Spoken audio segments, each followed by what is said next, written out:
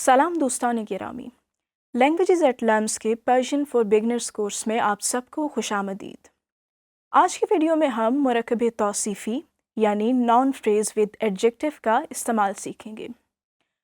इसकी मदद से आप जान पाएंगे कि फ़ारसी जुमलों में अशिया और अफराद के नाम के साथ मुख्तलिफ सिफ़ात यानी अच्छाई, बुराई, कद, रंग, साइज़, जायका वगैरह किस तरह से शामिल की जाती हैं।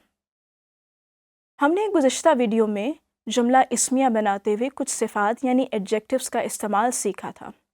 मिसाल के तौर पर ये जुमला देखिए, मीज़ संगीन است। मीज़ संगीन است यानी मेज़ भारी है। इस इस्मिया जुमले में संगीन यानी भारी ख़बर होने के साथ साथ मेज़ की सिफ़त भी है।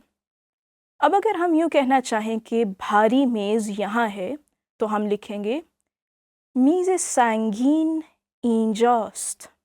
میز سنگین اینجاست یعنی بھاری میز یہاں ہے۔ اس جملے میں میز سنگین ناؤن فریز ود ایڈجیکٹو ہے، یعنی ہم نے صفت کو موصوف یعنی ناؤن کے ساتھ ملا کر لکھا ہے۔ فارسی میں اسے مرکب توصیفی کہا جاتا ہے۔ اردو اور انگریزی کے برخلاف فارسی زبان میں صفت ہمیشہ موصوف کے بعد آتی ہے۔ مثال کے طور پر ہم اردو اور انگریزی میں کہیں گے بڑا کمرہ وہاں ہے، The big room is there۔ ان دونوں جملوں میں بڑا اور big یعنی صفت کمرہ اور روم یعنی موصوف سے پہلے آئی ہے۔ جب ہم اسی جملے کو فارسی میں لکھیں گے تو صفت کی جگہ بدل جائے گی۔ ہم کہیں گے اتاق بزرگ آنجاست۔ اتاق بزرگ آنجاست یعنی بڑا کمرہ وہاں ہے۔ چنانچہ فارسی زبان کے مرکب توصیفی میں صفت ہمیشہ موصوف کے بعد آئے گی، جیسا کہ اس جملے میں شیراز شہر زیباست۔ شیراز شہر زیباست یعنی شیراز خوبصورت شہر ہے۔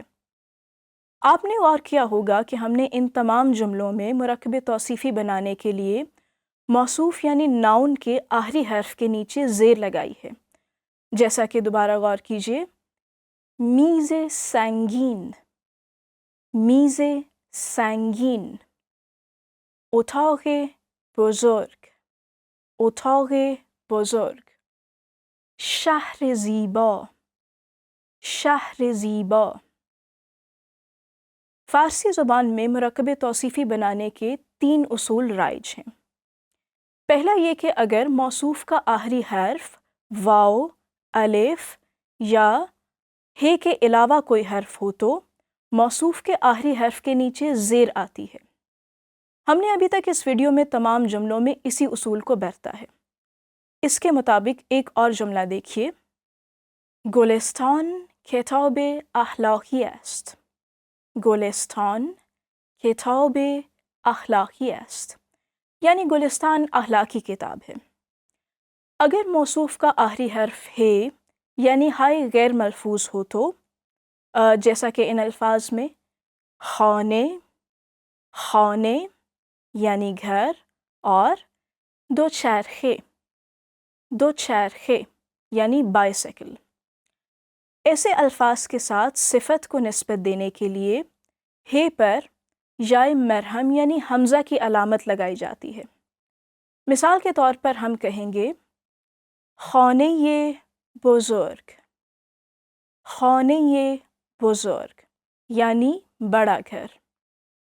اسے جملے میں ہم یوں استعمال کریں گے، آن یک خانه بزرگ است۔ آن یک خانه بزرگ است، وہ ایک بڑا گھر ہے۔ بالکل اسی طرح دوچرخے یعنی بائیسیکل کے ساتھ صفت کو نسبت دینے کے لیے ہے پر حمزہ کی علامت لگائی جائے گی۔ مثال کے طور پر دوچرخے جدید، دوچرخے جدید یعنی نئی بائیسیکل۔ اسے ہم جملے میں یوں استعمال کر سکتے ہیں، دوچرخه جدید آنجا بود۔ دوچرخه جدید آنجا بود.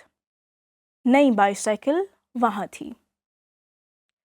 اگر موصوف کا آخری حرف الف یا واو ہو تو مرکب توصیفی بنانے کے لیے موصوف کے بعد یہ لگائی جاتی ہے. جیسا کہ فارسی میں ہرن کو آہو اور خوبصورت کو زیبا کہا جاتا ہے. اب اگر ہمیں خوبصورت ہرن کہنا ہو تو کہیں گے آہوی زیبا، آہوی زیبا. اسی کو جملے میں یوں استعمال کر سکتے ہیں آن یک آهوی زیباست. آن یک آهوی زیباست. وہ ایک خوبصورت ہرن ہے. یہی اصول ان الفاظ پر بھی لاگو ہوگا جو الف پر ختم ہوتے ہیں. مثال کے طور پر خدا، خدا یعنی گاڈ. اس لفظ کے ساتھ صفت لگاتے ہوئے ہم کہہ سکتے ہیں خدای بزرگ، خدای بزرگ یعنی عظیم خدا. الف پر ختم ہونے والا ایک اور لفظ دیکھیے پا، پا یعنی پاؤں. لہٰذا ہم کہیں گے پای زخمی، پای زخمی یعنی زخمی پاؤں. اس ویڈیو میں ہم نے سیکھا کہ فارسی زبان میں صفت کا استعمال کیسے کیا جاتا ہے اور فارسی کا مرکب توصیفی یعنی noun phrase with adjective Urdu اور انگریزی سے کس طرح مختلف ہے.